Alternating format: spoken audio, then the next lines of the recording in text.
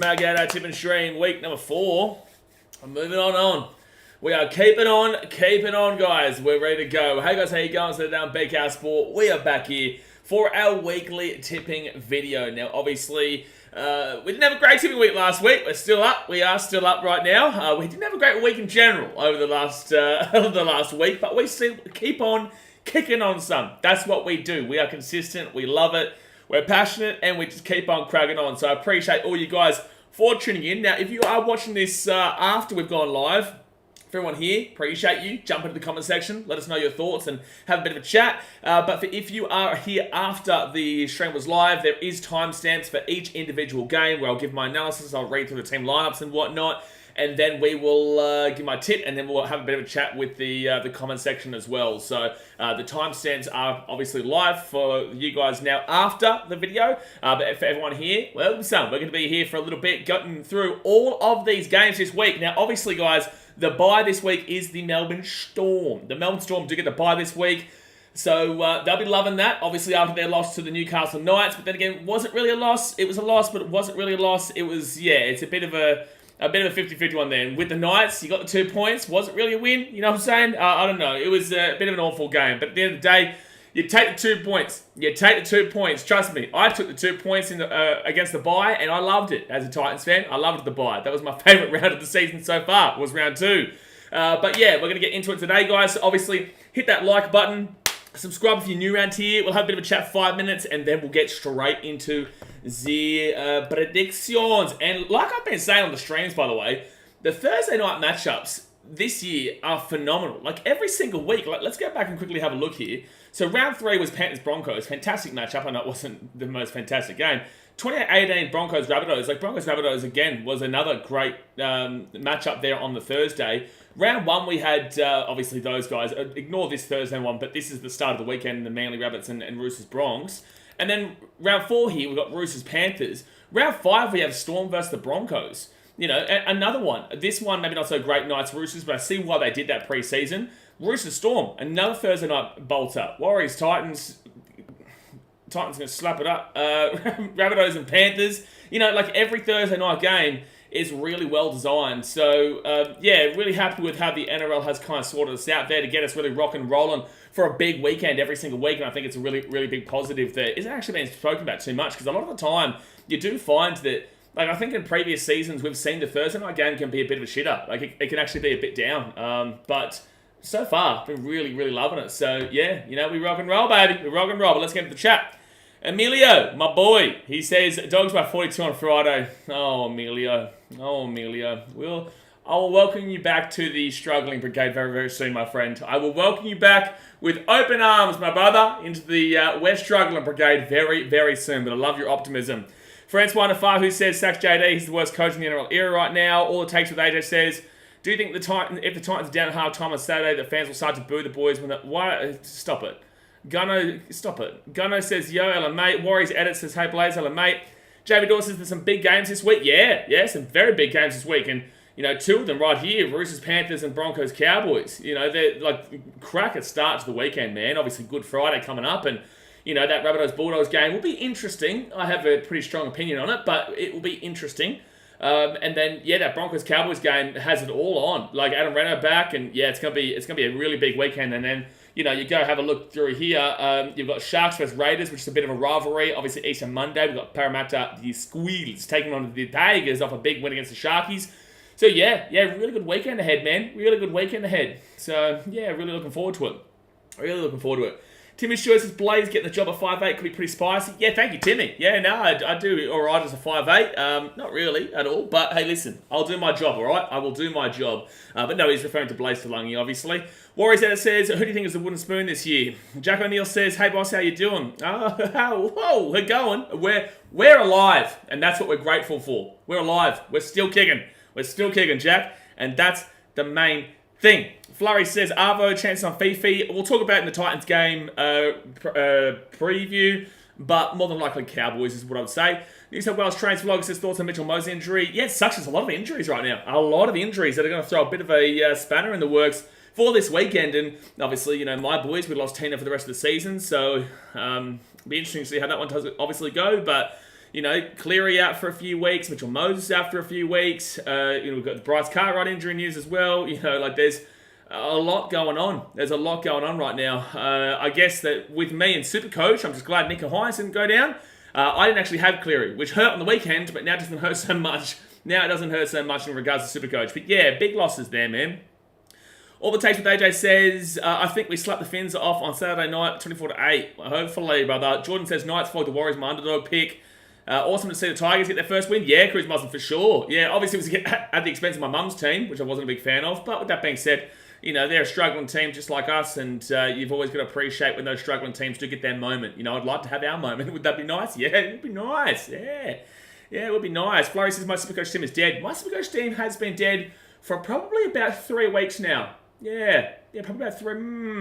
My Supercoach team has probably been dead for about roughly 3 weeks now.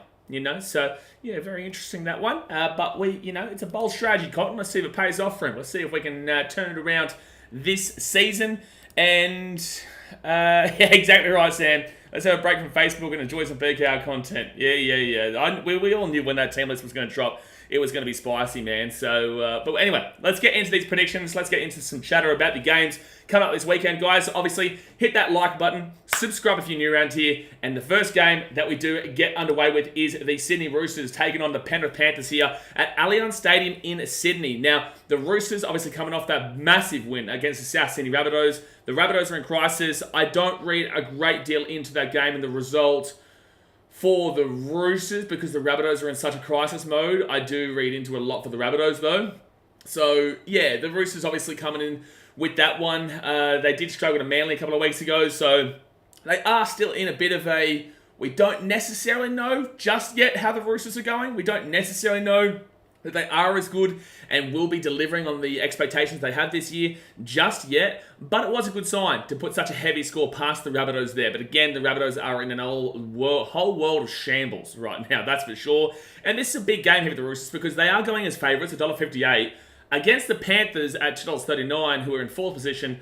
But the reason why the Panthers are such heavy, well, not as heavy underdogs, I guess this is heavy underdogs for them, but the reason why the Panthers are still underdogs by a decent enough margin is because Nathan Cleary's out. They've actually got a couple of outs there that do impact their team. So the Panthers, they come into the game, obviously they beat the Eels the other week. They flogged the Broncos and definitively that really put them away there. The Panthers have started to show a bit of form and really get back into it. We all knew that was going to happen after their World Club Challenge loss and then also the Round 1 loss. And now it's starting to move on a little bit more and now it's starting to really crack on a bit. So yeah, the Panthers fans would be happy for that to be turning around, but this is a big one for them up against the Roosters with no Nathan Cleary, man. It's going to be a big one. But let's get to the 2-team lineup. So, the Sydney Roosters, Dylan Napa, Egan Butcher, Fetalega, Pauga, Luke Keary, Seo Wong, and Zach Docker-Clay are in with Lindsay Collins and Sanders Smith out. Big loss there in Lindsay Collins for sure, and Sanders Smith had a great game against the Rabbits, to be fair. Fullback, James Tedesco, who is captain. He's had a rejuvenated season. Daniel Tupou and Dom Young on the wings with Joseph Suaalii and Joseph Manu in the centres. You've got the 5'8" of Luke Keary and the halfback is Sam Walker. Front rowers, Jared Warrior-Hargraves and Terrell May with the number 9 being Brandon Smith. Back row, Nat Butcher and Satili Tupounua with Victor Radley as the lock. Connor Watson, Nafahu White, Egan Butcher and Angus Crichton, with the reserves being Michael Jennings, Siwa Wong, Fetalega Pauga, Zach Docker-Clay and Dylan Napa, Big Papa Napa. So this Roosters team, pretty much what you would expect there, except for the fact that Lindsay Collins is out, and you would normally still see Sanders Smith as that 14 there, but obviously Sanders out, Connor Watson's in, and Lindsay Collins does come out, which does really help Terrell May owners, because now Terrell May is starting, and, it's just, yeah, Spencer Leniu is out for a little bit, and then you've got Lindsay Collins out, so Terrell May owners, and if you don't have Terrell May on Supercoach, there's something wrong with you, because he's just going to keep on getting more minutes, man. He's just going to keep on getting more minutes, keep on getting more points, and he's a really good player. So, yeah, look, this Roosters team is pretty well rounded. I still have those question marks about those halves there. But with that being said, they should be up for this one here at Allianz Stadium. Now, for the Panthers, you got Ativalu Lisati, Brad Schneider, Jack Cole, Maverick Geyer, Paul Alamorti, and Tyrone Peachy in, with the outs being Nathan Cleary and Scotty Sorensen. So 2 massive outs there. Fullback Dylan Edwards, with the wingers being Sonia Taruva and Brian To'o. The centres Isaac Tungor and Taylor May. The 5'8", Jerome Luai, with Brad Schneider coming in as the halfback. You may remember Brad Schneider from the Canberra Raiders. He was there, solid enough player, man, can do the job. So it'll be interesting to see if he can get this team going. Front rowers are Moses Leota and Lindsay Smith, with the number 9 being Mitch Kenny. Back row, Luke Garner and Liam Martin, with Isaiah Yeo as the lock, and he is captain. Interchange-wise, Dane Laurie, Matty Eisenhuth, Liam Henry and Maverick Gaia, with reserves Sonny Luke, Jack Cole, Ativalu Lisati, Pula Almotti, and Tyrone Peachy. So, really cool to see Maverick Gaia get a crack here. Blake, Harla, hey, remember when you told me that Maverick Gaia wouldn't be getting a start for a long, long, long time? Well, guess what, son? He's in, son. He's in the starting 17. So, he's in the 17, not starting, because obviously 13's, 1 through 13 is the starter, but he's in. So, that's good to see. I don't think that this team is as bad and should be as underrated as they are. I think this should be more like a $1.70 kind of $2 marker, you know what I'm saying? Like, I think the Roosters should definitely be favourites, but this Panthers team is still good enough to win this game. You know, I'm not convinced a whole heap in these two halves right now, and Luke Keary and Sam Walker. And I think that the Rabbitohs game will give Roosters a real sense of we're back, we're here, we're ready to go because of the scoreline. But again, I do think that comes down to a lot of what the Rabbitohs are going through. And the week beforehand, the Roosters did struggle really heavily against Manly, who were a really physical side. And I actually think were controversially taken away that win against the Eels. So, yeah, I don't know. This game is a really hard prediction to make here. I do get the sense of wanting to tip the Panthers. But then again, I got the vibe to tip the Rabbitohs last week as if they get up. And they obviously very much did not get up. No, they did not get up. This one is a really, really difficult one to predict. I could easily see the Panthers getting a surprise win here. I could easily see it. I think I might...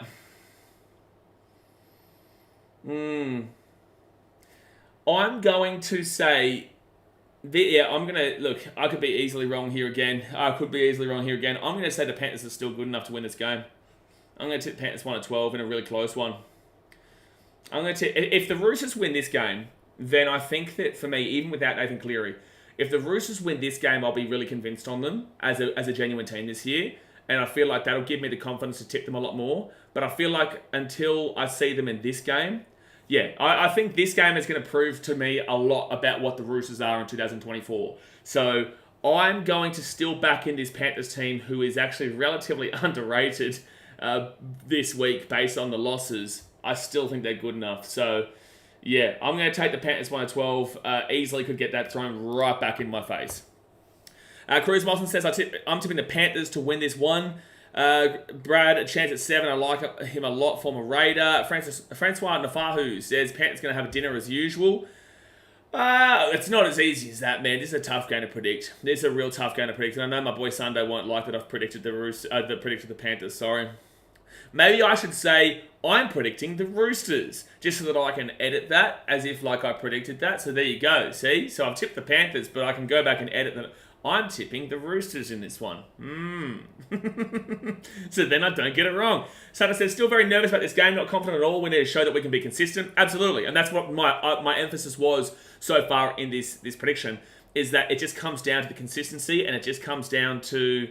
yeah, look, it just comes down to me seeing it again, and me seeing it not just against a really awful Rabbitohs team right now who's in 17th, and them just being able to kind of plough through it and be a lot more consistent, as he said.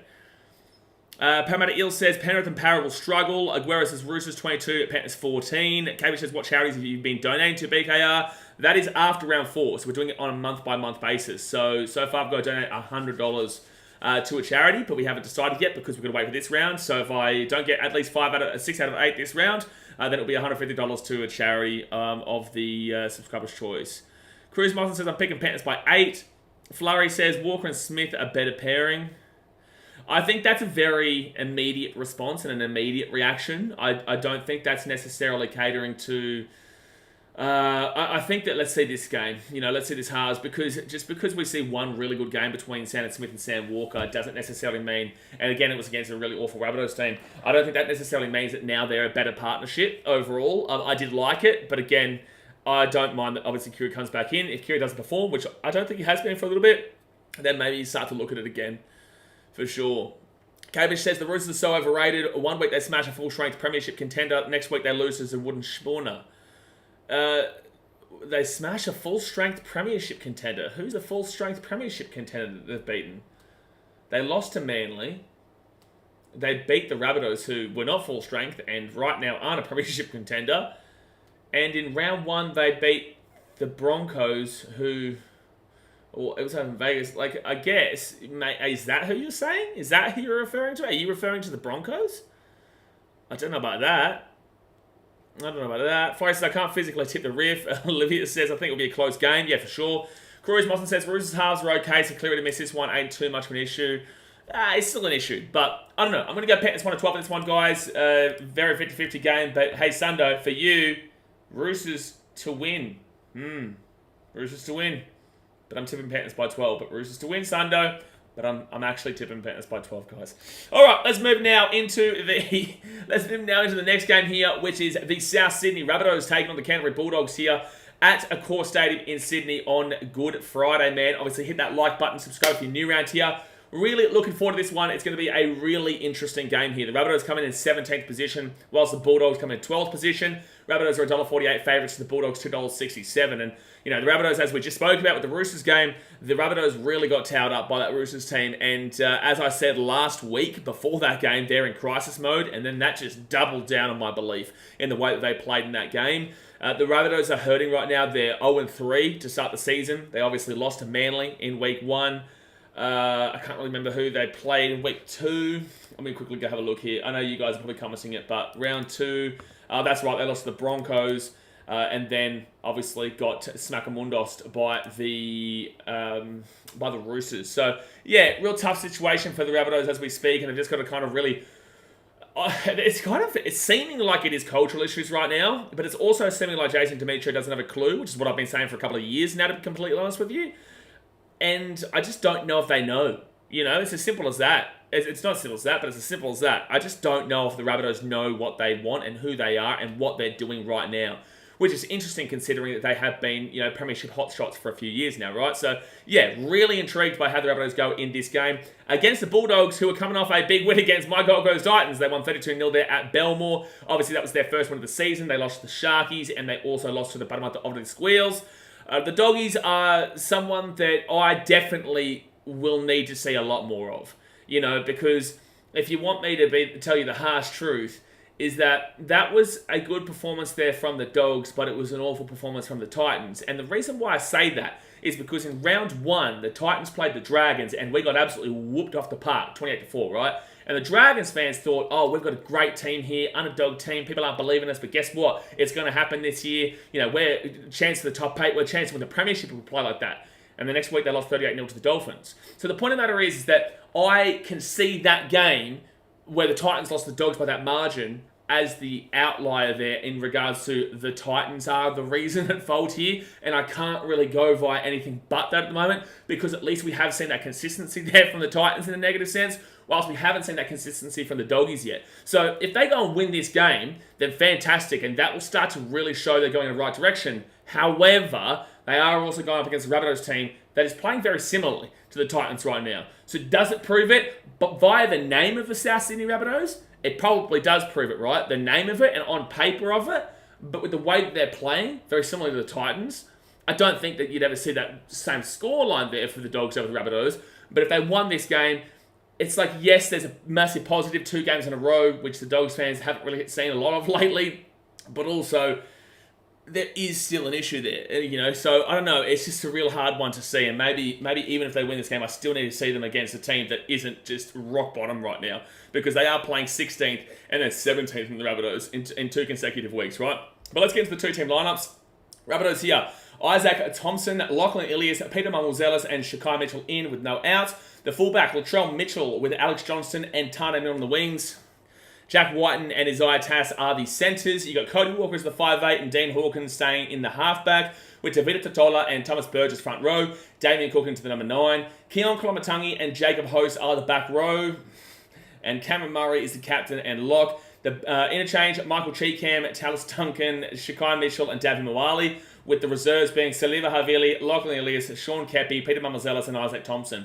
I think that there is at least a good sign here that JD has had the ability to drop Sean Kepi, because he has not been good at all and wasn't great at Manly. So, and then he's come to the Rabbitohs and hasn't been great at the Rabbitohs. So I think that's a good sign there from JD that he is making that change, and he is kind of putting Thomas Burgess on the front row. Not that that's a fantastic front row pairing into Totola and Tommy Burgess. And I still believe Talis Duncan should be in the back row over Jacob Host. I really, really do. And they don't play Devin Wiley many minutes. I don't think there's a problem here with the back line besides Tana Milne there. But obviously Tyrone Munro isn't, amongst the team yet. He's still injured, right? So, they need. I would have put Gargai in, man. But then again, is he injured? I just don't know. I don't know what's going on. He's not on the extended reserve, so you'd assume that he's probably injured. I just don't know. But this Rabbitohs team, there's really still no excuses. I won't lie to you. There still really is no excuses. Now, let's go to the Dogs team. Bronson Cherry, Jake Turpin, Josh Adokar, and Kitione Kaltonga come in with no outs. Fullback of Blake Taff, with the wingers being Blake Wilson and Connor Tracy. The centres, Jacob Kiraz and Stephen Crichton, who is captain. Go to the 5'8", Matt Burton, with the halfback, Drew Hutchinson. The front row, my boy, Maxi King. Love that man. He messaged me after the weekend. I've known Maxi for many years now. I love that man. He's such a good bloke, obviously very religious, very devout, and just want to really put a big shout out here to Maxi King. He's just such a lovely man, and he checked in on me over the weekend. We had a bit of a chat and whatnot to get around him. But the front row is Maxi King and Liam Knight, with the number 9 being Reid Marnie. Back row, Viliami Kikau and Jacob Preston, with the lock being James Salmon. You go to the interchange, Kurt Mann, Samuel Hughes, Josh Curran, and Curtis Marine. Josh Curran, you're a grub. With the reserves being Bronson Cherry, Toby Sexton, Jake Turpin, Kitiona Kaltonga, and Josh Okar. Just to clarify on the Josh Curran comment, if you saw my Instagram last night, you know exactly what I'm referring to there. But with that being said, good player. Don't get me wrong, great player. But grub, I'm going to back in my boy. I'm going to absolutely back in my boy Keanu Kenny there. It was. And I had problems with my team in regards to that, which we've dealt with. But yeah, it is, really frustrating there. But overall, man, I think that with this Dogs team, we just need to see it again, because against the Titans, we've made Tyrell Sloan and Blake Taff look like world beaters. Drew Hutchinson still didn't have a great game, to be fair, but I still believe Toby Sexton should be there over him, to be honest with you. Jacob Kraz had a great game. Really looking forward to seeing what he can do there. I just want to see it again. I just need to see it again. So for the time being, I'm going to go via what I know so far this season, and I'm going to take the Rabbitohs in this game. I feel like this could be a little bit of a back to reality, just like the Dragons had. I'm going to get called salty. It is what it is. I got called salty when I took the Dolphins against the Dragons and said the Dolphins could towel them up, despite the fact that they won by such a big margin. And I'm going to say the same here for the Rabbitohs. Bulldogs, prove me wrong. Prove me wrong. Because if you've got the 2 through 5 there, I like your 2 through 5. Still think there's a question mark in your fullback. Still think there's questions in your halves.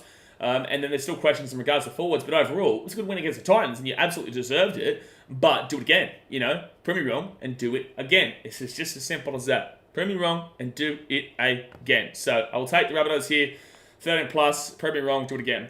Get around here. Zakithos Greece. Upset if the Dragons win. No, upset if either of our teams win, to be fair. Parramatta Eels 1947 says Bulldogs' worst nightmare since 2014. Yeah, apparently they've not won a game against them since 2017. I don't think the Dogs have beat the Rabbitohs since 2017, if I'm not wrong. Brandon Weston says, my head... Oh, that's right, about the riff. Francois Nafahu says, I'm confident the Rabbitohs will be 0-27, something that a team in the NRL era has never also... Brother, as a Rabbitohs fan, man, I've got to be honest with you. You are one of the more negative Rabbitohs fans, or just fans in general, that I've seen. I love that you get around your team and whatnot, but in the same sense, look at how I'm going with the Titans, right? And this is for all Rabbitohs fans. You are not amongst teams like the Tigers, like the Titans, like the Bulldogs, like even the Raiders, and like even the Parramatta of the Squeals in regards to long-term hurt. Alright, so Rabbitohs fans, stop trying to compare your situation. This is not having got you, Francois. This is just everybody, right? Rabbitohs fans, if you think that you're even comparable to these teams, you have absolutely no idea what you're talking about. Right now, you're in an immediate hurt situation, but try being in this immediate hurt situation for 15 years. You know what I'm saying? For 15 years. I haven't seen my team be anywhere near successful since 2010. That was 14 years ago. I had long, streaky blonde hair and I was a young 16-year-old kid.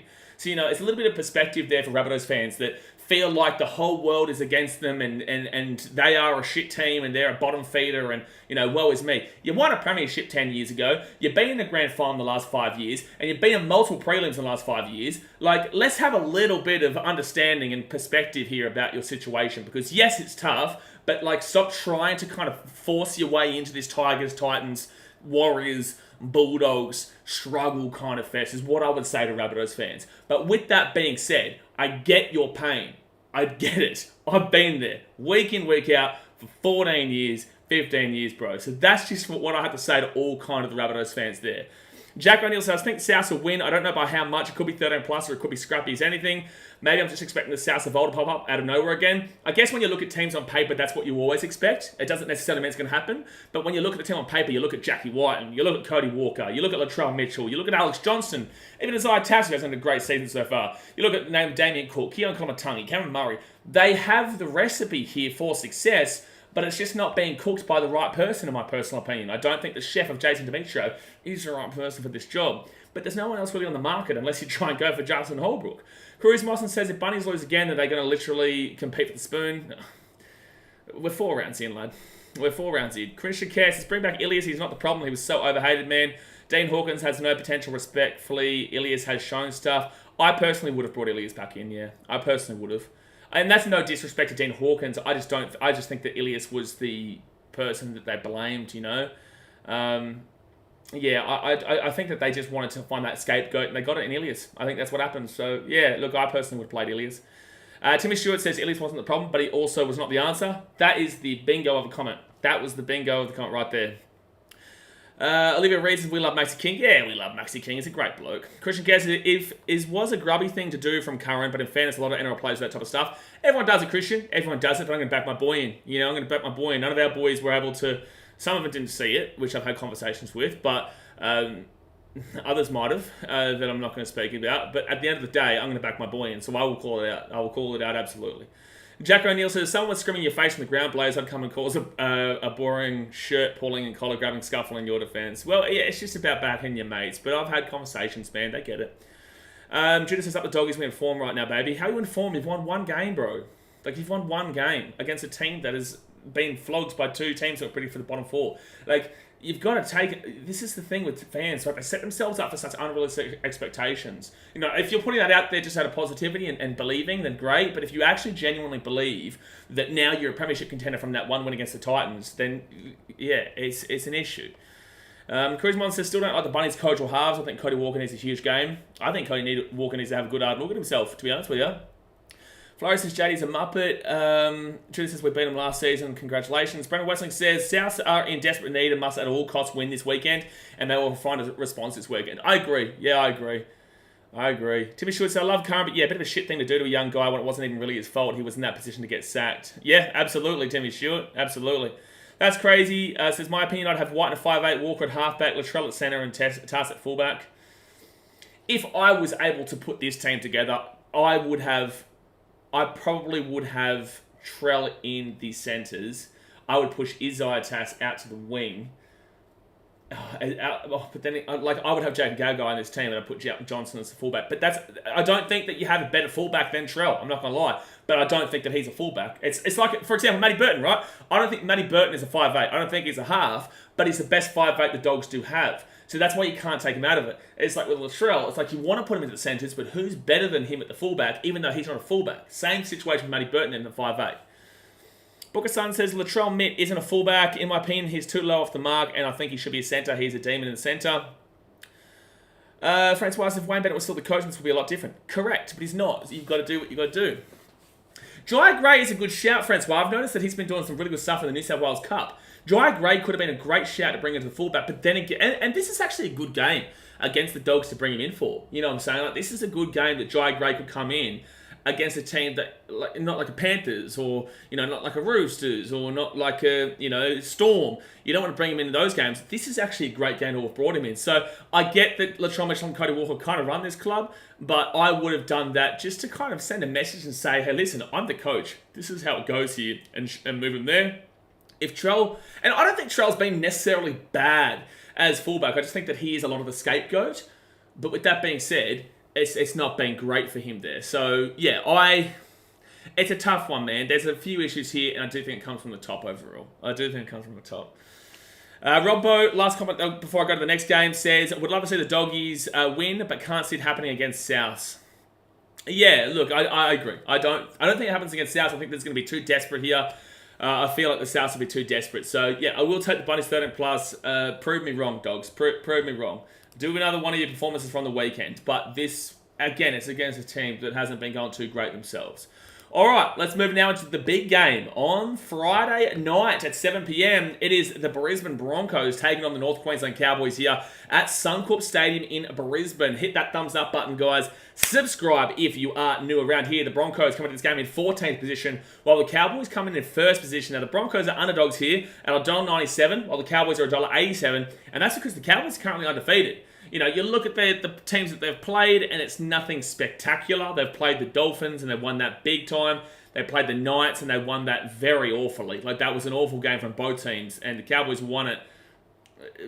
Neither team really deserved it, but the Cowboys won it, so congratulations to them. They'll take that 2 points, and with open arms, they'll take it. And then, obviously, on the weekend, they had a decent enough win against the Dragons. Obviously, I was at the Titans game, right, so I didn't really get to watch it, but overall, they had a decent enough win against the Dragons. But just to go back over it and have a look at the score here, they did still give up 24 points to the Dragons, and there was a moment that people were talking about saying that if Raymond Faitala-Mariner had held the ball, that the Dragons would have won. I don't know. I don't know, but I will tell you the Cowboys are not a genuine team just yet. They are knocking on the door of it.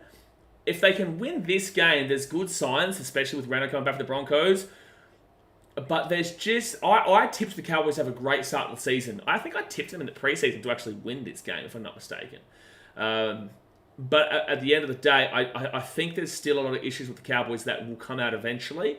But right now, the form of them is great. They're 3-0 to start the season. And then you go to the Broncos, who are coming off a big loss to the Penrith Panthers, obviously. But they didn't have Adam Reynolds. Reece Walsh went out in the first 3 minutes of the game. No Payne Haas. A lot of problems, right? A lot of problems. And it will continue when you look at this team lineup, right? So the Broncos need to really re-establish themselves in this game. Otherwise, it can be a fall from grace. Like, this season could start to be a fall from grace. And whilst there is excuses, you don't care about excuses, if you know what I'm saying. Like, whilst there's excuses, you don't really care. You just want to see them get back to it, right? So, yeah, it's going to be interesting to see how the Broncos do bounce back here at Suncorp Stadium. Now, the team lineup here for the Broncos: Adam Reynolds, Benjamin Tukura, Corey Oates, Delaware Hoitza, Jaden Hunt, and Jordan Pereira, with Brendan Piakura and Reece Walsh being out. The fullback, Tristan Saylor, love that. Even though Selwyn Cobbo did great on the weekend against the Panthers down there in Penrith, Tristan Saylor coming in, that is great. Jesse Arthurs and Dean Laren on the wings, with Tony Staggs and Selwyn Cobbo in the centres.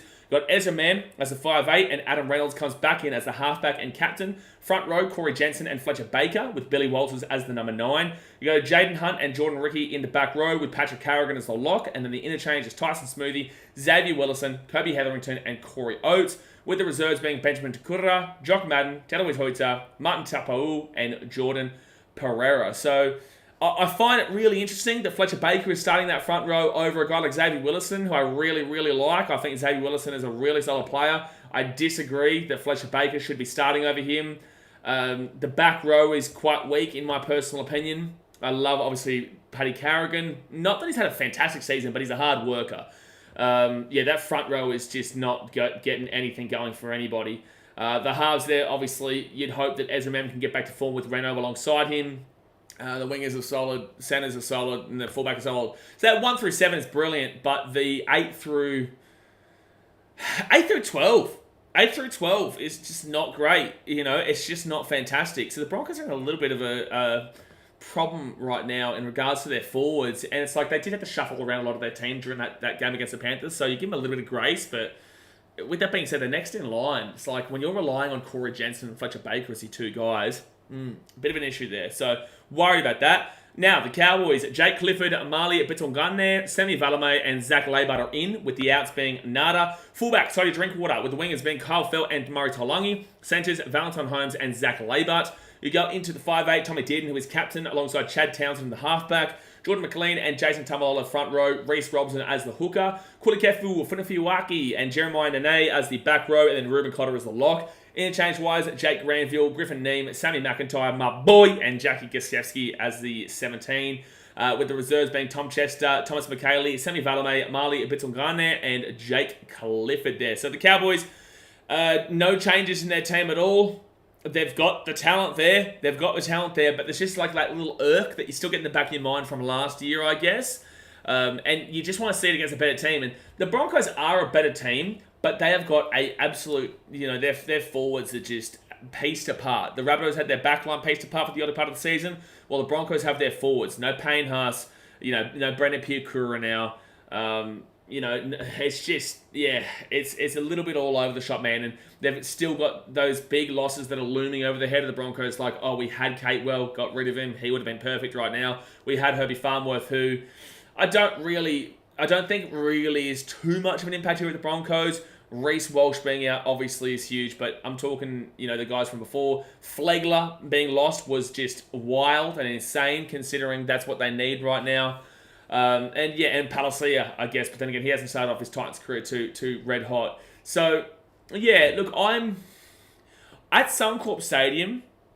I just feel like the Broncos are feeling down and out right now, and I just feel like they're going to be able to find a way here. I just feel like the Broncos are going to be able to find a way, and we might see a bit of an upset in a close game. So I'm going to take the Broncos in an upset. I'm going to take a 1-12.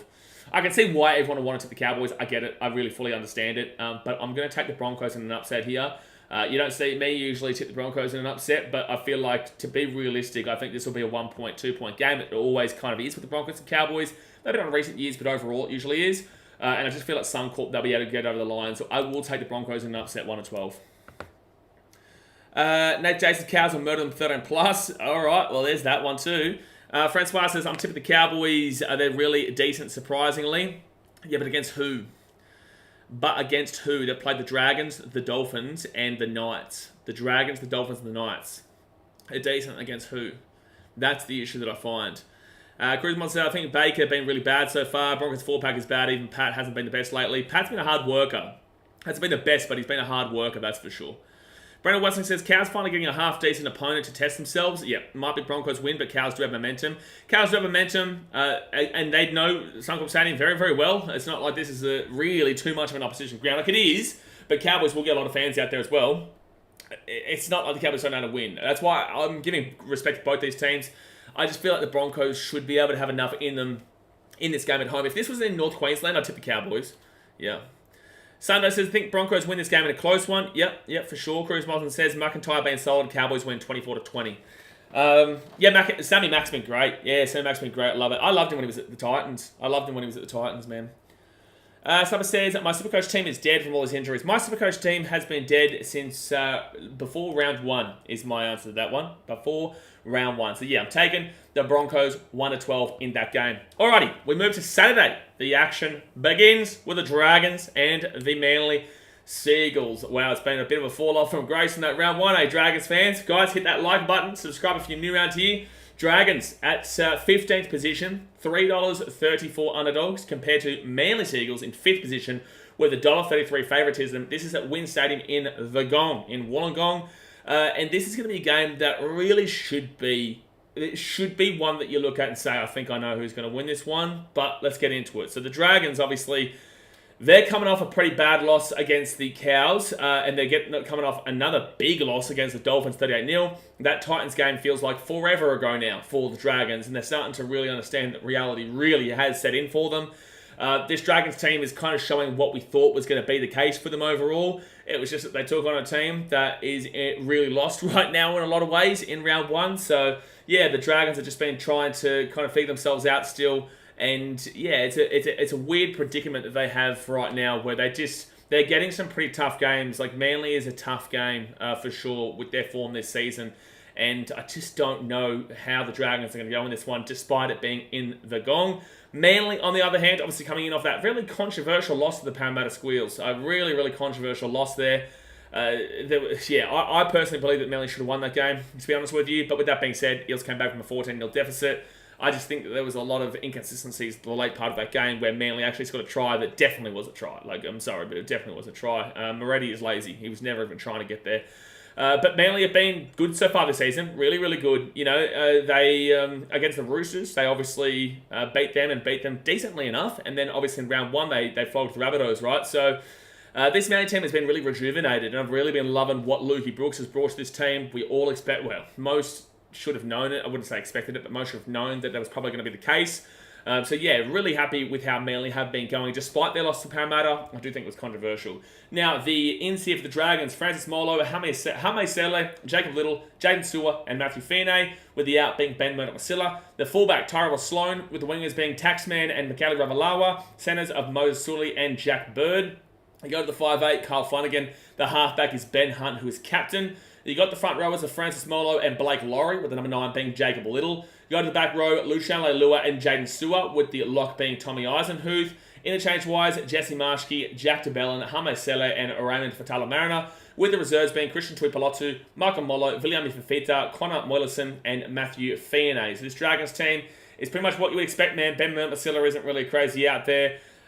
They've still got a solid enough 2 through 5. Concerned about Tyrell Sloan still. Concerned Ben Hunt is still in that kind of just get me out of here stage. And obviously I'm not really believing in Flano. And the forwards are just really how you're going. So I just don't know, man. Like, I'm sorry, Dragons fans. I can't give you too many positives, man. 3 weeks ago you could have taken positives, but like now you look at it and you're like, oh, do we even take positives out of that game?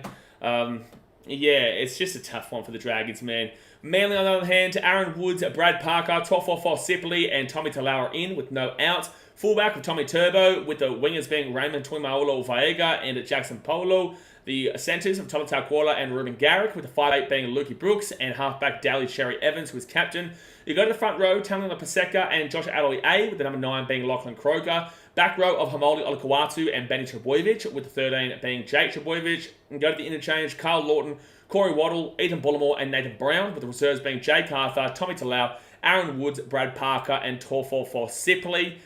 I think that Manly look solid here. I think Manly look really solid. That 1 through 7 is really, really solid, despite the fact they've got no Jason Saab there.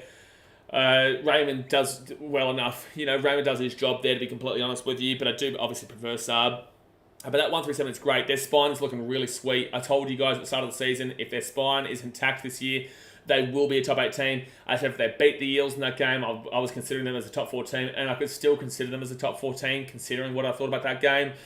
This Manly team is solid, you know, and I'm really liking their forwards comparatively to what I thought. You know, they're not names that jump off the paper. Paseka, Aloye, Croker, Ben Trebojevic. They're not names that really jump out at you, but they're hard workers, and that's what they've been doing. They've been working hard at it. Bench isn't my favourite, but again, they're kind of built up with hard workers again. So, look, this Manly team should win. I'm going to take Manly by a good enough margin. I think they could win 13+. I think they could win this game 13+, to bounce back from the hurt that they had against their rivals. And I just think the Dragons are going to be, again, in another situation. Again and again, man. So, yeah, look, I would like to see the Dragons, like the Titans, you know, they're another struggling team. I'd like the Dragons to, despite their fans' kind of nonsense towards me at the beginning of the season, at the end of the day, you know, they're another struggling team. I have mad respect for, you know, the content creators in the Dragons community, like Julian Ali and Mad Dragons Vodcast, Melvin, and all the likes, my boy Trademark. So, look, hopefully they can try and get up for this game, but I do have Manly winning this one in a bit of a canter. Slappers' game, Shinks are ready. We'll get blue balled now. Oh no, who said what? Manly Fitty Bomb. Yeah, well, shit whiz. Now it's going to be a 49, a slapper. You know, get into Capish. Manly Fitty Bomb, but just relax. You know, just have a little bit of patience. Let's just settle down. Let's just settle down here, Jimmy. You know, let's just settle down. What should mean 66-0 we've got here? Holy shit whiz. Oh my goodness me. Goodness me. Brendan Westling says, no questions, just simply Manly. Sam says, yeah, good job, Capish. Thanks for ruining the game. Good job, Capish. Gee whiz, mate. Read the room. Cruz Mawson says, Manly looking like a top 4 side at the moment. Very good, Luke Brooks. Very good, Luke Brooks. Been great so far. Great to watch. Ezra says, Dragons are pretty good, man. They smashed the Titans. Hey, I'll take that as a compliment, dude. I'll take that as a compliment. If the Dragons smash the Titans and that makes them a good team, then that must mean we're a good team, bro. I'll take your compliment, dude. I know you're trying to insult me, but you obviously just don't get rugby league. So, you know, I'll take the compliment, man. I don't think you realise that your insult there is actually the opposite of what you thought it did. Because by saying the Dragons are pretty good because they smashed the Titans despite them getting smashed by the Dolphins 38-0 and then smashed by the Cowboys like 46-24 or whatever it was, that then implies that the Titans are a really good team. So I'll take your compliment. I appreciate that. I agree, Jay. I hate that love heart thing. I hate it. Justin Summers says, yeah, true. Glad I'm not the only one that thinks it's annoying as well. There you go. Let's change it to an eggplant. I prefer Tommy Talau over either of our wings. Is Tommy Talau injured, or is he just not there? Oh, so he's on the extended reserves. No, I don't mind Jackson Paulo. I don't mind him, but I think Tommy Talau should get an opportunity. I really think he should. But why change the product they've already got, you know? It's not like the product is a losing product. I know that they lost to the Eels, but it's not like the Manly product right now is a losing product overall, right? So I don't necessarily think you need to change it. And also, wingers are just kind of like the pièce de résistance. You know, they are like the cherry on top, right? So it's not like a winger is going to change a game from a loss to a win. The wingers can change a game from a win to a loss, but they're never going to change a game from a loss to a win, in my personal opinion. They are the cherry on top. So they always come down in regards to putting that ball over the line to their halves. And then this is why I say they can definitely lose a game by the halves being great, get the ball to the wing and then them knocking it on or going over the sideline, but they can't win a game, you know, by being that differential maker, if you know what I'm saying, because they're not too heavily involved in the play, they're just the end of the play. So that's why I always say to people, just go because this wing is out, doesn't mean jack, really. You want him there for sure, but doesn't really mean jack. Maybe Brian is a bit of a different story there, but he's an outlier. He is an outlier. Cruz Martin says, Lomax should be fullback. I don't know. Yes, maybe. I don't know. I don't know if he fits in at fullback either, to be completely honest with you. He'll still flick past it to Rosette from the middle of the field. So it's something they could try. If this doesn't work here against Manly, which I don't assume it does, I guess you could try putting Lomax back there in the fullback. You could try it for sure. But all right, there we go, guys. I will take Manly 13 plus in that one. God bless you, Dragons fans. And now, God bless me. We move on to my team, the Gold Coast Titans, taking on the Redcliffe Dolphins, guys. Obviously, hit that like button, subscribe if you're new around here. Oh, wow. What do I say here, eh? What do I say here? The Titans come into this game in 16th, $2.13 underdogs. Crazy. With the Dolphins in 7th with $1.72 favoritism at Seaboss Super Stadium on the Gold Coast. Obviously, I'll be there. Now, guys, with the way that I speak about my team, I say this every tipping video. I've got to say to you, listen to what I say, have your own perspective, and then just kind of intertwine it and mix it, and that can come to what your decision is in regards to the game, right? So I'm pretty hurt right now. I'm not going to lie to you. It's been a really tough couple of days. I get a lot of messages from our fans asking for answers that I don't have answers to. Obviously, I get a lot of shit from other fan bases and other people who feel try to boost their own ego. And I know the players are hurting as well right now, and the organisation is hurting as well right now. So, I'm a bit down in regards to my team right this very second, but that can all change around very quickly if we get a win in this game.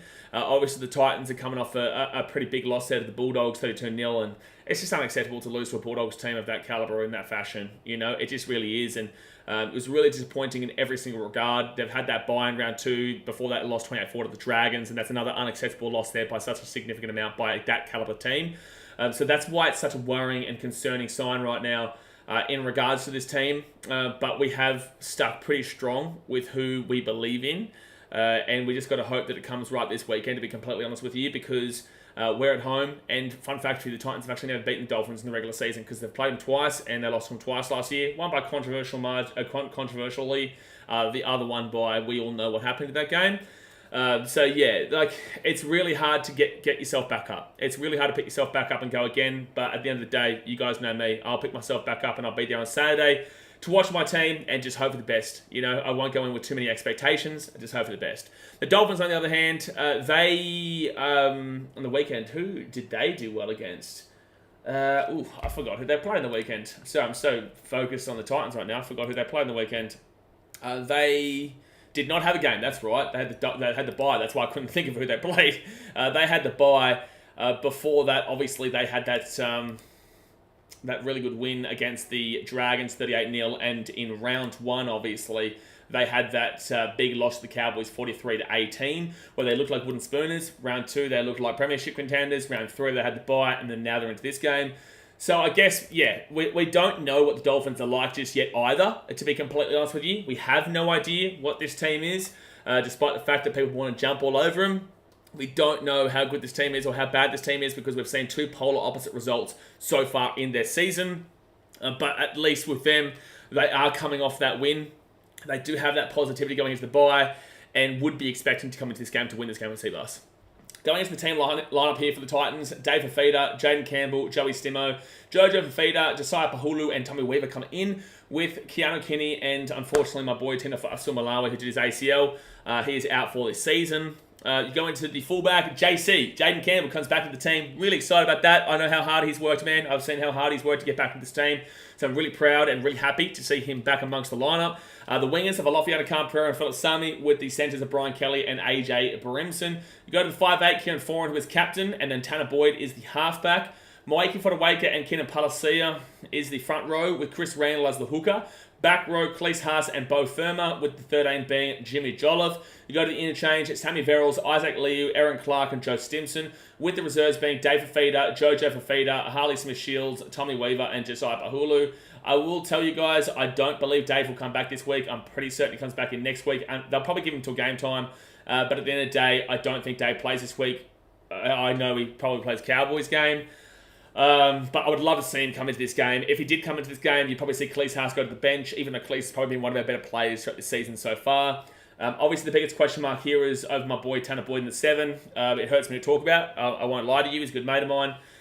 Love Tan. Obviously, it hasn't been a good season for him in the first couple of rounds. You can't hide from that. You have to call it out when you see it. You know, I have to still have some credibility with you guys to understand that I am telling you the truth. And he hasn't been that good in the first couple of rounds. That doesn't mean that I don't believe he can bounce back this week, but I also do think that he is the best halfback the club has at the moment. I think Tommy Weaver's still too green to come out. I think he's still too fresh, and I think that Tanner Boyd is still the guy that we have to have right at this very second, because I don't think there's anyone better than him as we speak. And we just need to kind of have some faith in it. And it's hard. It's hard, Titans fans. I know it's hard because Tan has been really, really disappointing. But he would know that. He would understand that, and he would really recognise kind of his faults. And we just got to hope that he changes around this week. There's a reason why Desi still picks him. Is what I'll say. Obviously, in regards to the forwards, losing Tino is huge. I'm not a big believer in Kenan Palacia starting. He's also not been great to start the year. I would have put Jimmy Jolliffe into the front row and then put like an Aaron Clark into the 13. That's what I personally would have done. But Desi knows more than me. Trust in Desi. I do feel like this is a bit of an interesting lineup here overall for the Titans. But with that being said, happy JC's back and just got to have some faith, man. I just got to have some faith. Moving over to the Dolphins here, the ins, Mason Teague, Oren Keeley, Ray Stone, Sean O'Sullivan, and Tessa New are in, with Jared Wallace being out. That's good for us because Jared Wallace always would score against us, man. Jared Wallace would always score against us, but I was actually kind of hoping to see him, to be fair, but it's good that he's out in regards to that one here for the Titans. Now, the fullback, Hamisa Tabuai-Fidow, is at the number 1, with the wingers being Jermaine Asako and Jack Bostock. Centres, Jake Avarillo and Herbie Farnworth. They go to the 5'8", Cody Nikarima, and the halfback is Asai Katoa, with the front row forwards being Jesse Bromwich, who is captain, and Thomas Flegler, the hooker of Jerry Marshall King. Back row, Felice Kalfusi and Ewan Aiken, with the 13 lock being Max Plath. Interchange-wise, Josh Kerr, Kurt Donahue, Mark Nichols, Ray Stone, with the reserves being Kenneth Bromwich, Sean O'Sullivan, Oren Keeley, Tessa New, and Mason Teague. Interesting that Jared Wallace isn't a part of that 17 unless he's injured. I think he might be. I'm not too sure. But I would have personally had Jared Wallace on that bench if he's not injured, just because we know how good he can be against us. It does actually give me a little bit more confidence knowing that he's out, to be fair, which is quite funny. This game can go one of two ways, guys. Like, I'll be straight up honest with you, right? This could be a Dolphins 13-pluser. It could be, and it also could be a Titans 1-12er. We saw last year when the Titans got not flogged. We saw last year when the Titans had that comeback loss against the Dolphins. The week after, they went and flogged Manly and Manly. So it just kind of has to come down to a bit of resolve here. It just has to come down for the Titans to really understand and beef up behind the loss of Tino. We did beat the Broncos at Suncorp without Tino last season, so it does give us a little bit of hope in that regard. And this team's hurting, so we just got to really pray and hope that they can bounce back here. And I know that I'll cop hate. I know that I'll have shit thrown at me.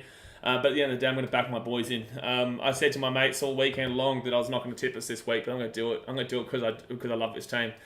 So obviously you guys can tip the Dolphins if you'd like. I would probably suggest that based off of the form this season, despite that round 1 loss to the Cowboys by such a big margin. But I'm not going to tip against my team because I believe in my team. I love my boys, and I'm going to back in and support each and every individual that we have in this team. So really hard for me to talk about, but we did it. So we'll move into the chat now. Coach says Titans easy dubs, bruh. Lost to the Cows. Olivia says, I sneezed. She said, God bless you. So thank you. God bless you, Olivia. Flo says, up, there. Just want the rain to piss off. Yeah, is it meant to be rain this week? Is it meant to be rain this week? Can you check for me? I know it's raining right now, but is it meant to be raining on Saturday? That would be really sad. That would be a really sad kind of. That would be really sad if we're standing out there and the Dolphins decide to have a good old romp against us, and it's just raining. Like, I'll be there, but that would be sad, man. Sam Jenkinson says, God, I hope he does have a blinder. Oh, absolutely, bro. Christian Kez, I saw Clark in Vegas. You're obviously missing the potty this week. No, so he's going to be in Vegas, but we're going to wait for him to arrive. I think he's still probably on the plane. Yeah, he would definitely be on the plane still. Yeah. He left at, I think, 10 o'clock this morning or 9 a.m. this morning. So it takes about 12 hours or so to get to LA. But then he's going to get to Vegas from there as well, unless he's on a direct flight, which I don't know if there is. I don't think there is. So it just comes down to when he gets there. So we wanted to do it earlier, but I've been busy and he's been busy. And also, you've got to remember in regards to the way we kind of hold ourselves in that podcast is we don't want to be negative on a significant scale. We want to be able to find positives. And if we had done that podcast on Sunday or Monday, respectfully, it wouldn't have been positive in the slightest. So it's kind of good that we've let it drag on a little bit. I know that people want our immediate thoughts and whatnot, but it's been tough. So no, I'm okay with it. Luke says, I actually think that if the Titans get Fafita back, they win this one. Hope so, Luke. I don't think he comes back into this game, but I hope so.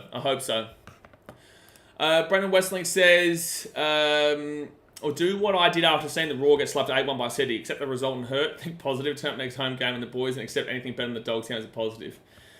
Brendan, do you know who you're talking to, bro? I have to do that every week. I went to every single game of the Titans last year. I went to 19 out of 27 games in 2021. I know. Or 2022, sorry. I know, bro. I know. Like, I know how to do it. I've done this for like 4 days. I've done this as a Titans fan, as a content creator for 8 years. But, like, overall, I've done it for many longer years than that. But don't worry, bro. I know. Timmy Stewart says, Jaden, it's just a joy to watch for any footy fan.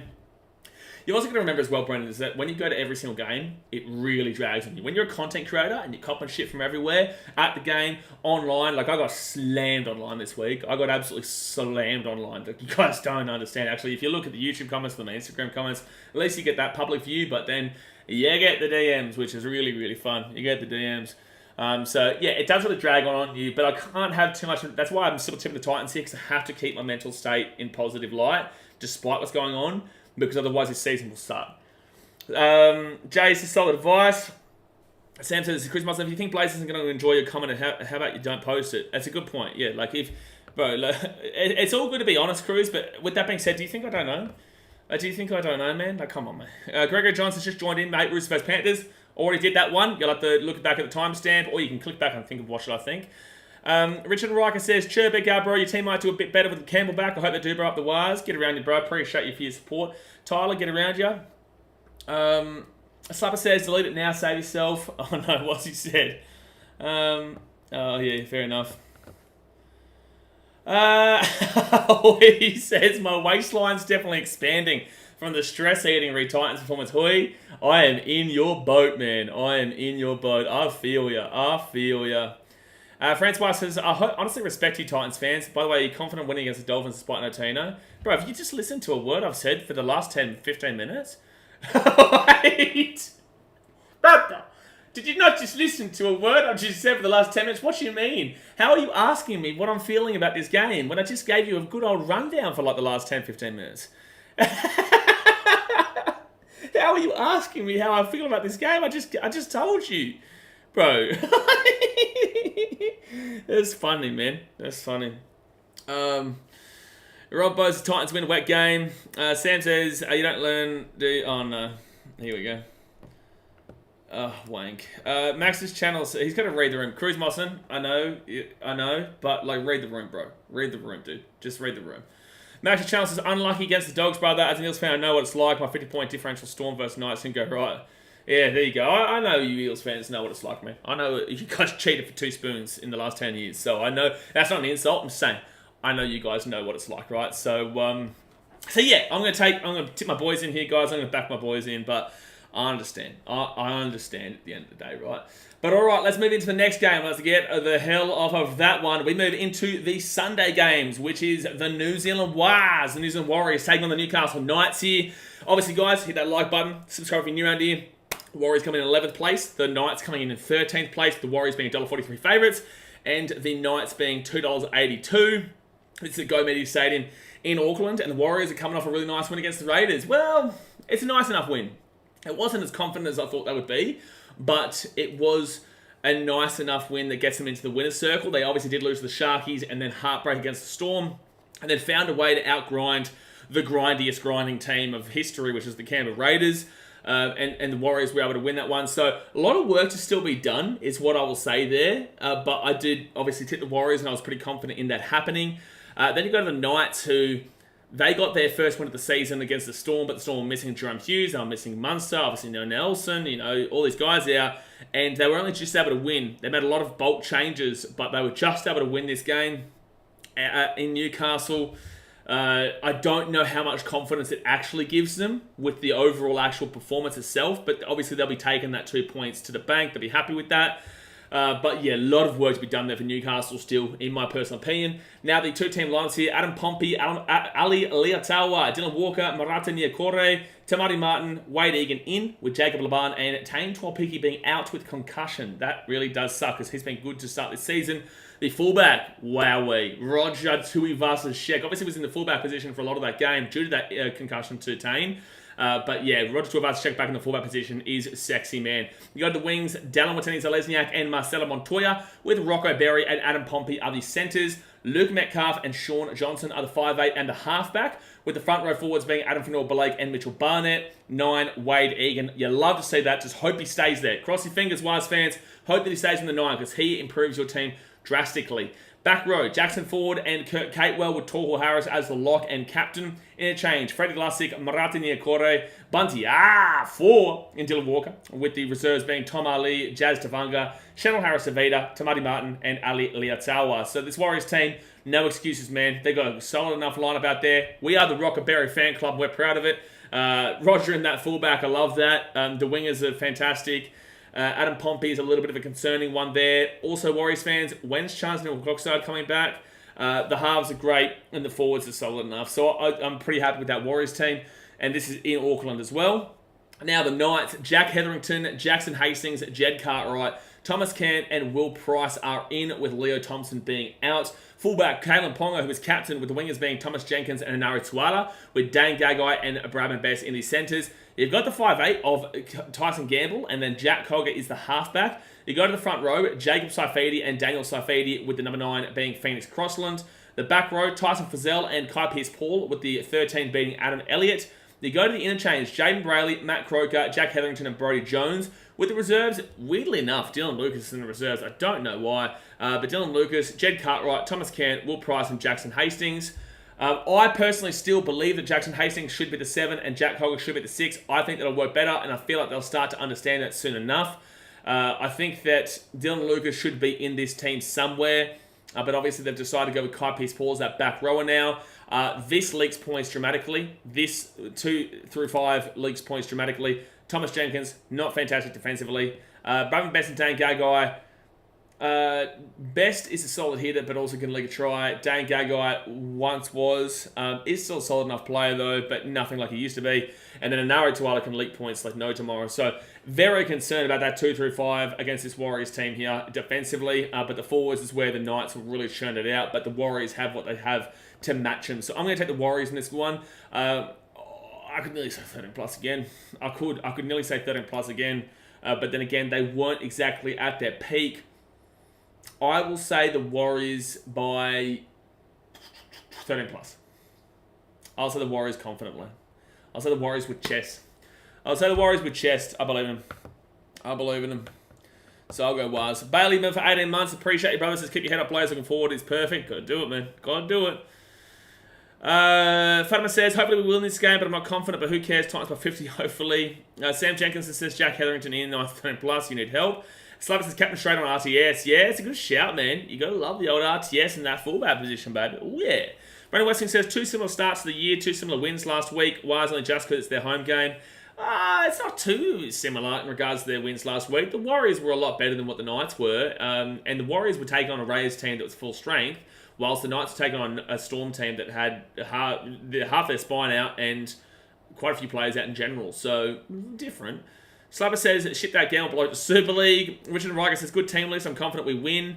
Max Channel says, Waj should have the 24-12 Knights. Yeah, 24 Warriors, 12 Knights. Yep, I agree.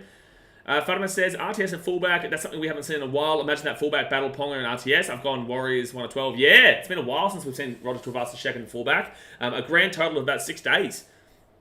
Or 4 days. He played fullback on the weekend. He played fullback on the weekend against the Raiders when Taintor Bicky got concussion. So, yeah. Yeah. Gunno says, not sure how true this is, but I heard that Knights won 24. So I have Warriors and 1 draw, so it should be interesting. Wait, Knight 1-24. So I have Warriors and 1 draw. I don't know what that means. But at the end of the day, I'm taking Warriors 30 plus. Sam Jenkinson says, chuck and shake $50 on Hetherington to get sin binned. Fair enough, man. Fair enough. But we're going to move on from this game. I'm taking the Wires by 13 plus. I've checked a few big scorelines this week, but all right, now we're going to a game that I don't think I'll be predicting a big scoreline in. It is the Cronulla Sharkies taking on the Canberra Raiders at Shaggy Park, PointsBet Stadium in Sydney. Obviously, guys, hit that like button, subscribe if you are new around here. Shaggies coming in 10th position, whilst the Raiders come in 3rd position. Sharks are $1.51 favourites, with the Raiders being $2.57.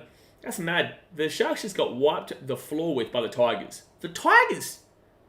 The West Tigers!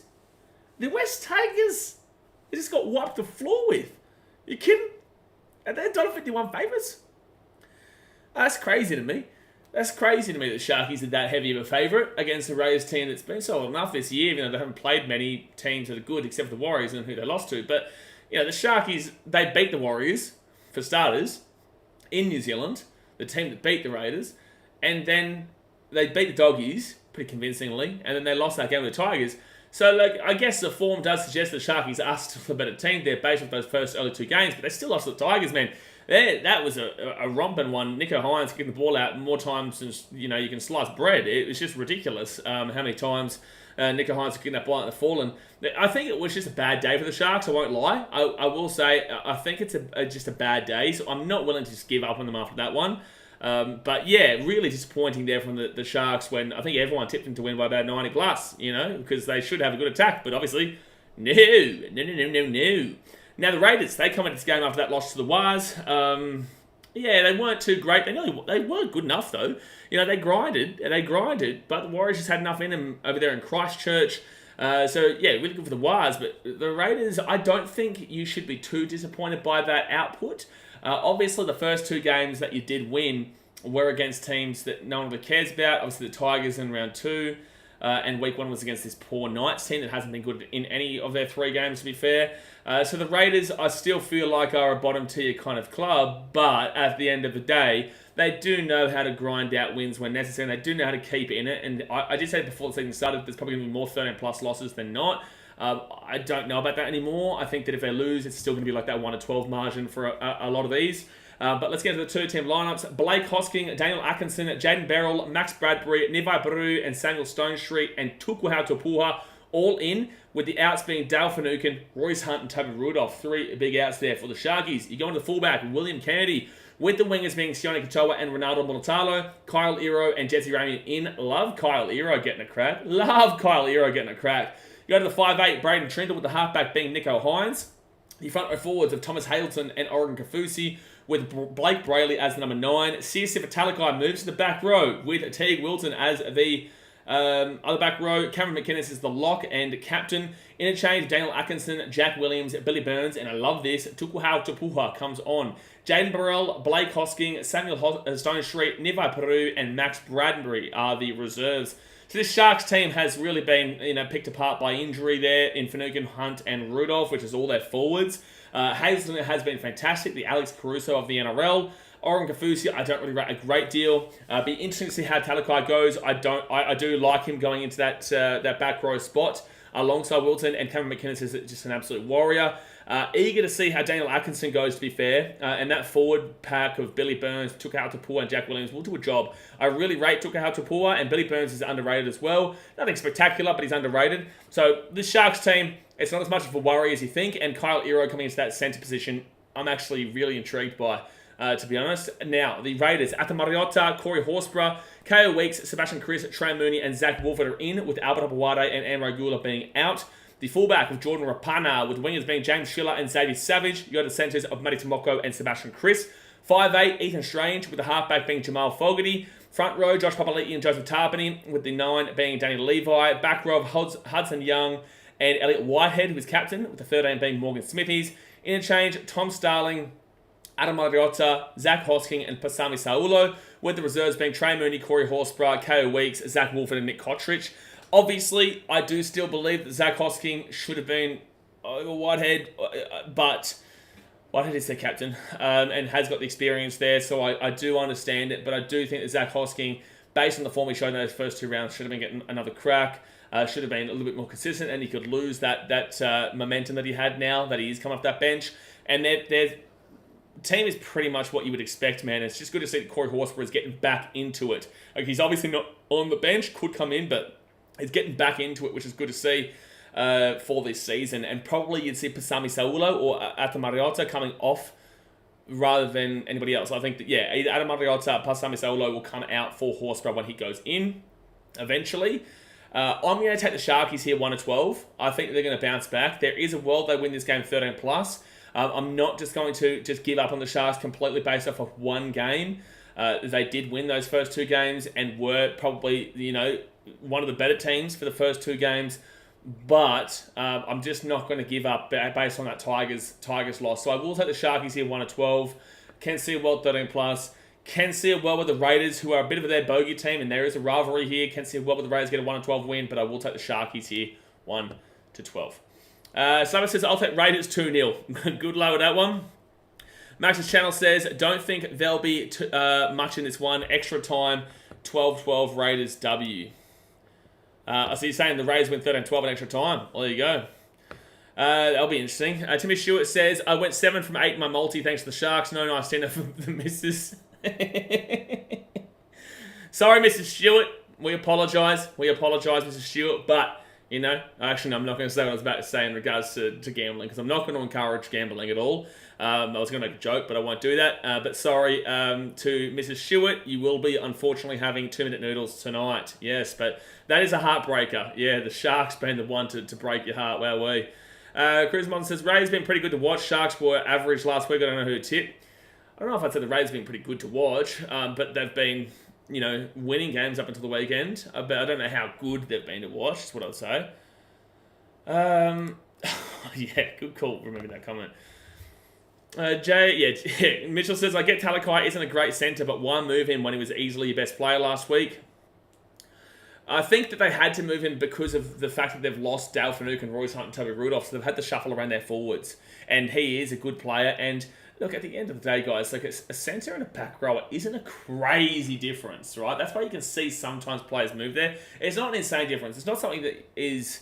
They're not the same position by any means, but it's not an insane position change. So, Talakai originally was a back rower, and like, who else are you putting into the back row instead of Talakai there? Who else are you putting there? So, yeah, it's something that I believe I believe it's the right decision. I believe it is the right decision there. Someone says, waste of 50 better off putting bogeys. Jack says, I already explained the Hosking benching to you, bro, because... Yeah, thank you, because. Yeah, you're very intriguing, intellectual, and appreciative. That's what I am of your comment of because. Francois Nafahu says, Zach Hosking is a player to watch out, in my opinion. Everyone's got that opinion right now. Star Wars Fanboy says, Dale, Toby, and Royce are 3 massive losses to not ignore. Raiders for me. Yeah, they are, but I've got the Sharkies 1-12 for Sharky Part. I will tip them there. Timmy Stewart says, I'm not giving up on them after one game, but I'm giving up on them based on the fact they have a complete lolly scramble of a forward back after all of the injuries. You're not wrong, bro. You aren't wrong. But then again, you look at it. I don't think it's a lolly scramble of a forward pack right now in the starters, but I think on the benches, right? Because people won't really know them. I think that Jack Williams, Billy Burns, and Tuka Hatupua are ones that people don't really know. Jack Williams more so, they will know. Not that fantastic. But Billy Burns, people don't really know. Tuka Hatupua, they don't really know. Daniel Atkinson, who's not a forward, they don't really know. And I think that the forwards there's not a great deal of a change besides Alakai from the centres into the back row. But Hazleton and Kafusi are pretty regular players in this team. And McKinnis obviously the starting 13. Blake Brayley doesn't change. So it's not too much different there. It's not too much different. We're watching Hosking sitting on the bench. Gee whiz. Dear me. Vadaman says, I got Raiders 1 to 12. I'm not confident though. And Timmy Stewart says, also Nico struggles when the forwards aren't doing work up the middle. Every halfback struggles. Every halfback struggles. And this is why I'll still back in Tanner, right? Or defend Tanner. Is that, in regards to Titans, is that our forwards aren't doing jack. So, unfortunately, Tanner doesn't have a great deal of protection and a great deal of movement around. It's a team effort. And the team is down right now. And that's why I'll still defend Tanner to this day. I need the forwards to stand up this week. That's what I need. And it's the same thing with Nico Hines. Yeah, he needs space. He needs room to move. You know, he needs to do what he's going to do, baby. And he can only do what he's going to do if he's got those forwards really getting a good chug up the field. But all right, let's move into the final game of the round here. Easter Monday. It is the Parramatta of the Squeals. The Parramatta Squeals taking on the West Tigers here. Obviously, hit that like button. Subscribe if you are new around here. The Eels, 6th position, taking on the Tigers in 9th position. Oh, the old Tigers of 9th. They're back, baby. Now, the Eels are $1.49 and the Tigers are $2.63 at CommBank Stadium in Sydney. Parramatta obviously coming off that win against the Manly Seagulls, controversially, but did come back from 14-0 down to win that one. The Eels, they're in a bit of a world of pain with Mitchell Moses going down for a few weeks and Bryce Cartwright potentially being out, but he could still be playing. This Eels team is what I expect of them. They're good and not good. They're good and not good. They're good and not good.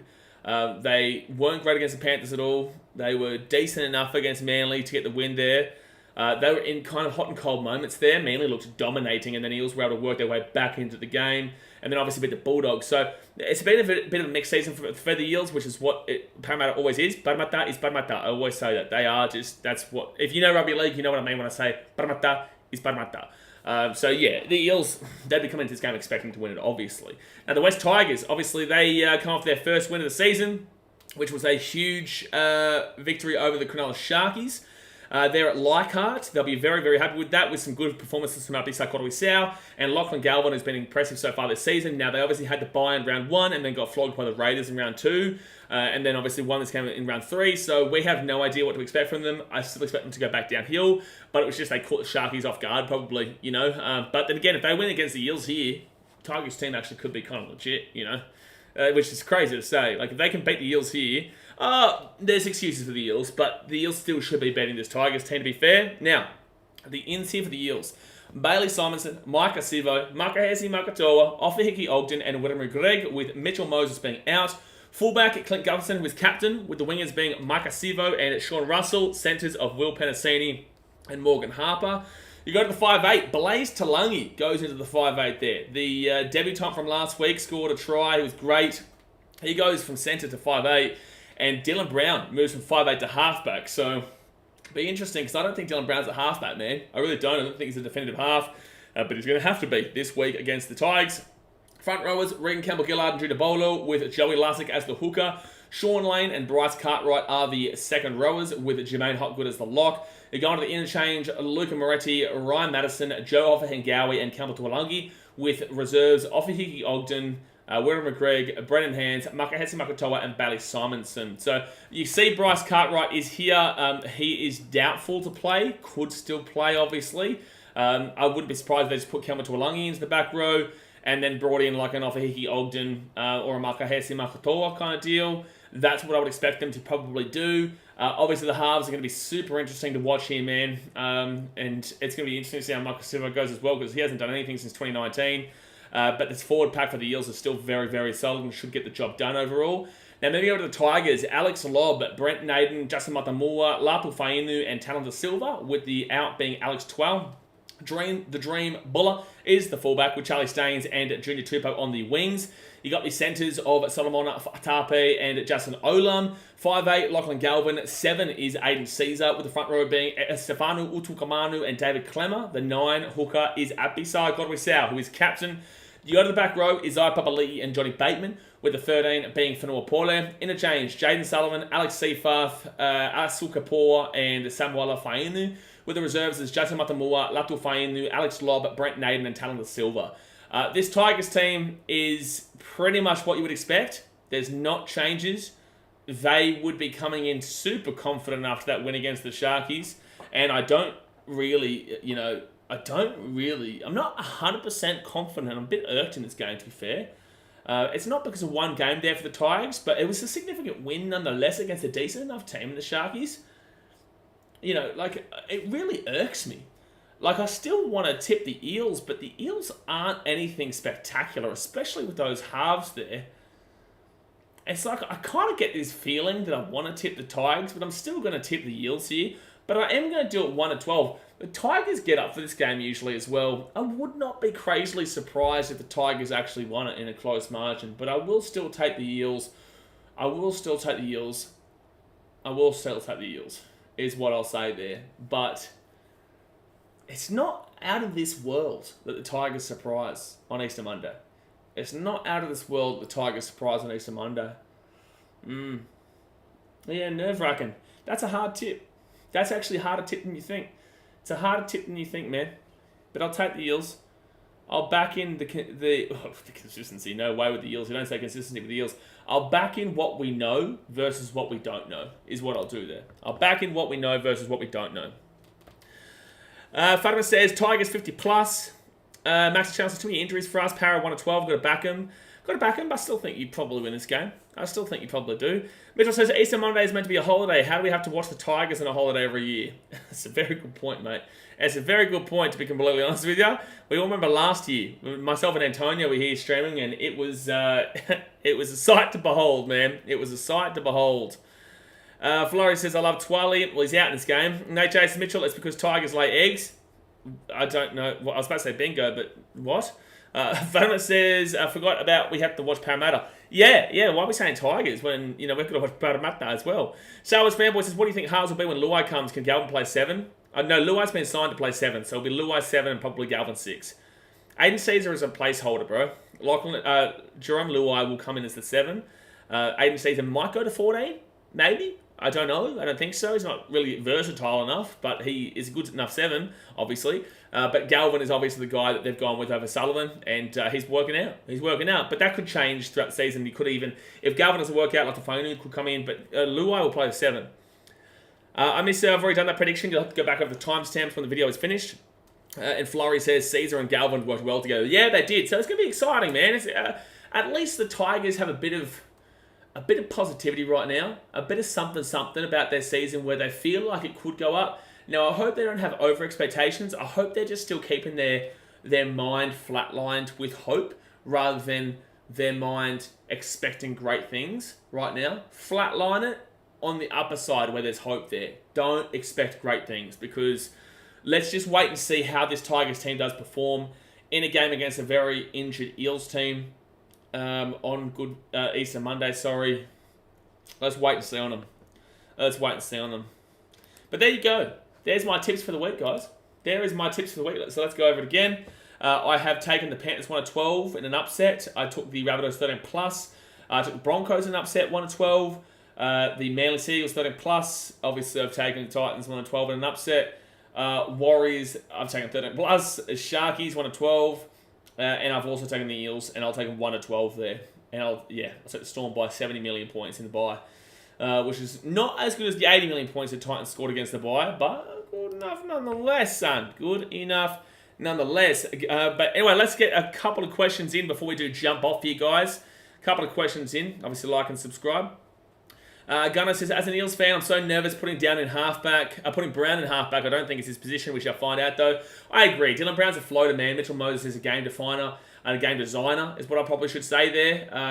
Dylan Brown is a guy that I believe can be one of the best 5'8" in the game from that 5'8 position. I do not think that he's a game designer at all, which is what a 7 actually does. But then again, when you've got a forward pack as good as the Eels, you're always going to get some good movement regardless. I do still believe very definitively that the 7 and 6 is two very different positions. People try and say they're similar. They're similar enough, but I disagree. I do think they're very defined positions in their own right. So yeah, I don't agree with Dylan Brown's 7, but what else do they do? What else do you do unless you put Dejan Arce there, who I don't know is the answer either, to be honest with you. Someone says, game of the round, good question. Game of the round, you look at that Broncos Cowboys and you think, yeah, probably. You look at the Broncos Cowboys and you go, yeah, that could be the case. I think this one actually might be a bit of a fizzler. I think this Roosters Panthers might be a bit of a fizzler there. Always the game that looks the best ends up being a fizzler. So that's why I'll go and say that one might be a fizzler. Sharkies Raiders. Sharkies Raiders or Eels Tigers. So the three games I'm looking at the most, Sharks Raiders, Eels Tigers, and probably Broncos Cows. I'm feeling Sharkies Raiders. I'm feeling Sharkies Raiders could be the game of the round. So I'll go out on a limb and I'll say Sharks Raiders game of the round there. In a close one, but Broncos Cowboys could absolutely be up for it. And Eels Tigers could absolutely be a great game too, with all the outs there for zipping up the squeals. Star Wars Fanboy says, who's more likely to win, Dogs or Tigers? Dogs against Rabbitohs, Tigers against the Eels. Oh, that's a really tough question. That's a really tough question. Tigers against the Eels or Dogs against the Rabbitohs? Because the Rabbitohs are down and out, but I still don't think they win. But look, I've gone Eels 1 at 12 and I've gone Rabbitohs 13 plus, so I will say Tigers on that basis. I'll say Tigers on that basis. I'll say Tigers on that basis. Mitchell Rush's Blaze with the Cowboys, hey, as usual. What are you talking about, bro? I like the Cows. What are you talking about? I like the Cows. I just think the Broncos will be up for this. I love that. I get called a Cowboys hater when I'm tipping my most disliked team, the Broncos. Gee whiz. Oh, people, man. People just don't get it. They're just so biased in their own viewpoint that they think you're hating just because you give an analysis against their team. And it's like, man, sad, man. It's sad. Like, you just, unfortunately, man, I think ballet's for you, bro. Or maybe just don't look at content creators online, because if someone doesn't agree with your opinion and your team, obviously, obviously they're just a hater, bro. So don't worry. Kalaki gets called a hater for every single team too if he doesn't put them on certain lists, and now apparently I'm a hater for every single team. Like someone said I hate the Dogs the other day, and I'm like, I don't hate the Dogs. I just like a lot of their fans, the way they treat games. But then again, Belmont didn't get treated badly. So, yeah, it's just unfortunately some people just don't get rugby league. They just want to find a way to hate to kind of make themselves feel better for their own shit life. And that's probably what Mitchell Rush is doing, leading a little shit life in his mother's basement. But there we go, guys. I hope you guys enjoyed. Also, I hope you enjoyed watching me travel around the country, Mitchell. And we're going to jump off here for today. So I appreciate you guys for tuning in. Start sledging ballet next. Yeah. Yeah. But we're going to jump off here now, guys. So obviously, hit that like button. Subscribe if you're new around here. I will see you guys tomorrow for a video. All it takes with AJ. Appreciate you for your $8 redo donation. I appreciate you for your $8 donation, brother. Catch you on Saturday. We will see you on Saturday. Titans hater. Okay. I'm a Titans hater, man. Titans hater. But yet I'm there every game. But no, too easy, guys. I will see you guys tomorrow for a video. And then obviously we've got the Panthers versus the Roosters on Thursday. Alright, guys. Thanks for watching. Catch you later.